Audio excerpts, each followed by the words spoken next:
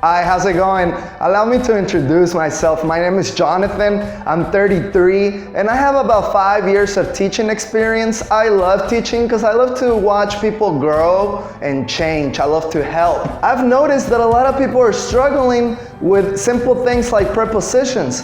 Prepositions are small words like at, on, in, and they help us indicate where or what time. Today we're going to look at prepositions of place to help us indicate where something is happening. Where am I? I'm playing the park. I'm laying the grass. Where is the address? The address is 46. Where do I live? I live Los Cabos.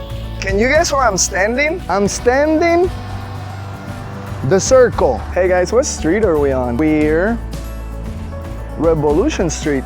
Okay class, ready? We use at for a specific point or a specific location. The address is at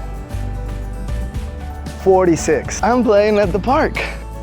We use on for streets or avenues. I'm laying on the grass surface. We're on Revolution Street. We use in for cities, states, and enclosed areas. I live in Los Cabos. I'm in the circle. And now to finish up, I have a trick question for you. See you blank next class at, on, or in.